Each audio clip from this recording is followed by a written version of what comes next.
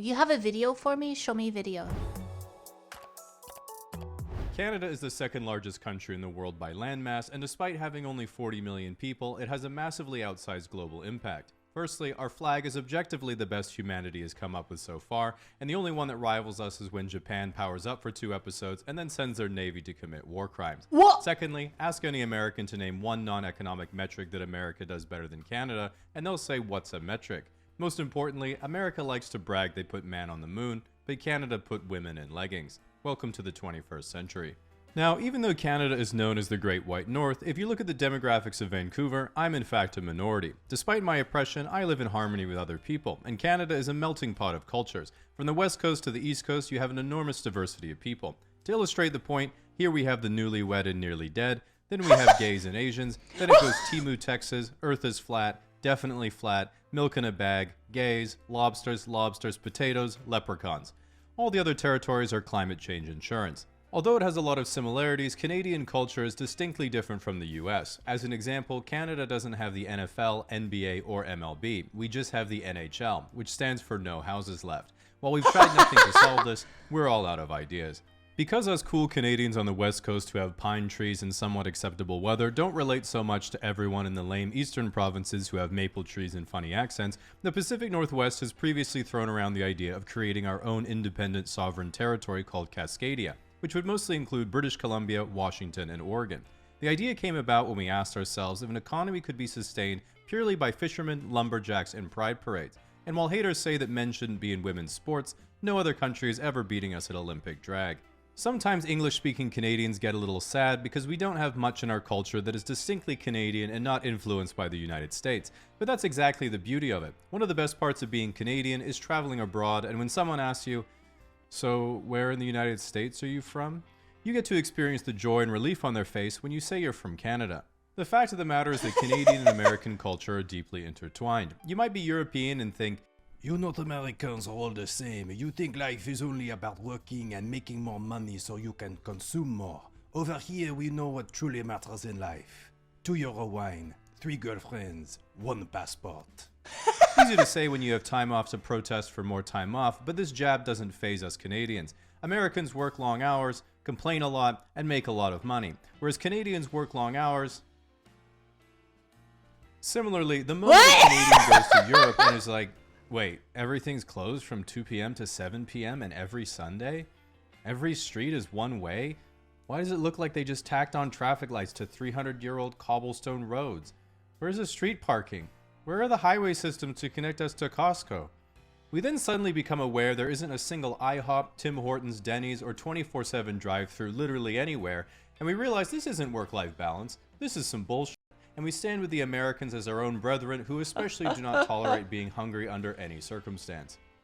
When you ask someone to think of things that are for real Canadian and not American at all, there are only a few things that come to mind. Beavers, moose, hockey, poutine, Rush, Nanaland, the big comfy couch, Terrence and Phillip, Little Bear, Franklin, This Cancer Patient, both Ryans and Nelly Furtado, Nathan Fielder, the Trailer Park Boys, the Scourge of the Earth, and of course maple syrup. But what truly defines Canadian culture is how we measure things, as we're not just bilingual in both imperial and metric, but we also just make up measurements as we go along. People and objects are weighed in pounds, but not food. We measure that in grams and milliliters. We measure alcohol in mils and liters, but a bottle of gin is a 2/6 and a glass of wine is in ounces. A person's height is measured in feet and inches, and short distances are also in feet. But if something is at the end of the block, we'll tell you it's like 50 meters away. Only old people use yards and miles. But that's okay, because all of us take pride in being able to poorly convert it to metric for you. Long distances are not measured in kilometers or miles, but are instead measured by the time it takes you to get there. All temperature is measured in Celsius because Fahrenheit just makes no sense at all. True. This excludes the oven. That should obviously be in Fahrenheit, as we all know Celsius only goes up to 100. A major difference between Canada and the US is our slang. For example, what do you call this? We call this pop, while you guys call it soda. You call this a beanie, and we call it a toque. We would say this is a washroom, you would call this a restroom. We would call this an ambulance, while you call it filing for bankruptcy. We like to say that went from 0 to 100 real quick, while you say 32 to 212. While Canadians are known for saying sorry a lot, it's not because we're apologizing at all. We use it for every situation an American would say, "Excuse me, pardon me, huh," or "oops." Trying to move past someone in the way, that's a sorry. Bumped someone accidentally, that's a sorry. What did you say? That's a sorry. Spilled your own drink? That's a sorry. Wait, that was your land? That's a sorry. For some reason, Americans find our words for things cute and endearing, while we're annoyed because that's just how we talk. I thought Americans were just giving us the big brother treatment until one time an American came into the souvenir store I worked at when I was 18 and was like, "Help me out with your Monopoly money, I can't make sense of it." And while people still say that all the time about our fabulous and indestructible bills, he instead dropped a handful of coins onto the table and then was like, "Okay, this one's a nickel, this one's a dime, and this one's a quarter. We have the same sort of thing back home, but what on earth are these things?" A loony! Okay, so that one's a loony? A what? Oh my gosh, wow, what's that worth? A dollar? It's got a loon on it. It's like a duck sort of thing. That's why we call it a loon. Oh, I haven't seen that before. You Canadians really are something, aren't you? Okay, then what's this one worth? $2? A toonie! What do you call this one? A double loony? And I was like, I don't want to tell you anymore. Anyway, before you ask, yes, we do throw them at strippers, and yes, they do die sometimes. If you've ever wondered why your girlfriend always has random bruises on her legs and she says she doesn't know how they got there, now you know.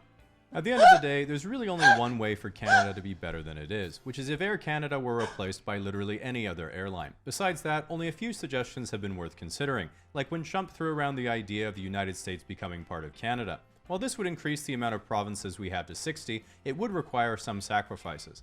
First of all, the force field we built on the southern border would have been for nothing. Secondly, guns would be everywhere, particularly in my possession, causing a threat to general safety.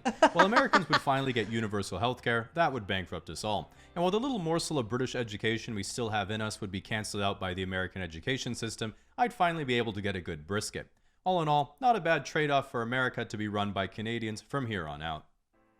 Now, if you're someone who's been threatening to move to Canada every 4 years if the guy you don't like gets in, you're cooked when I get in and there's nowhere to go.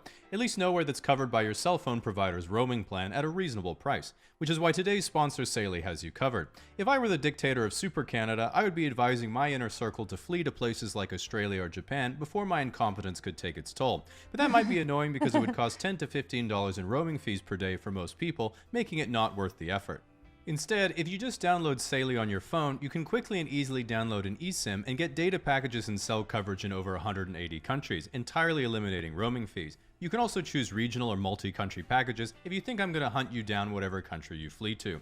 Other than saving money, you avoid the risk of losing your original SIM card if you want to try to finesse the locals for a physical SIM, which I have personally come out the loser of every time so far.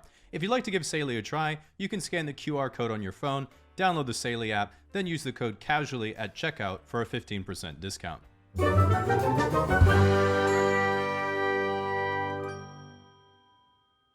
Wait, was that it? That was it? But I want more!